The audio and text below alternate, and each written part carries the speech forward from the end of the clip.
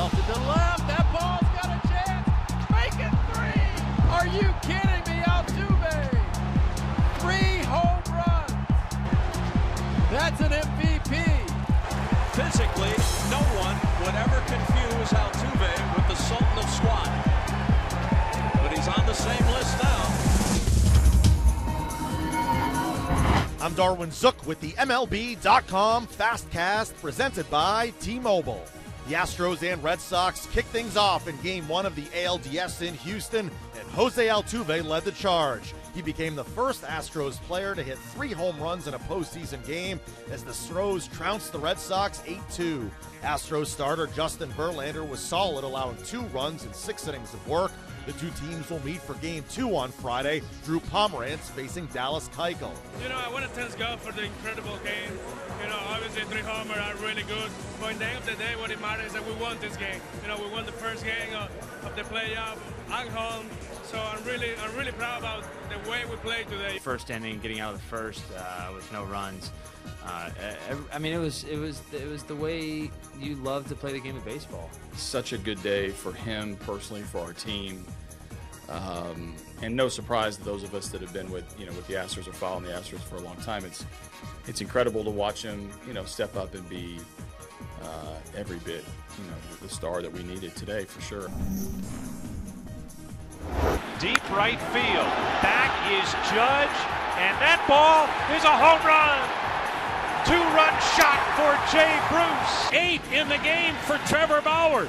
He lost his no-hitter. He didn't lose his shutout. 4-0 Indians, middle of the 6th. I was impressed before this decision was even made. This guy wants the ball. He wants to make the pitches. He wants to be the guy out there that makes it happen. And I think that Terry's decision to go with him in Game 1 shows the confidence that he has not only in Trevor but in the whole staff and in our whole team. I had good stuff. I located well. Mostly my curveball was good from the get-go. I've done a lot of work in the off seasons on that pitch. I worked with guys up a drive line on it, make sure it's a plus pitch for me, and it really worked well from the outset tonight. I thought Trevor from pitch 1, he had his breaking ball early, and he had a good one. He had his life on his fastball. I thought he pitched in. I thought he pitched a terrific game. The defending champion Chicago Cubs get set for their NLDS series against the Nationals in what's sure to be an entertaining matchup, with Kyle Hendricks taking on Steven Strasburg in Game 1 in the nation's capital.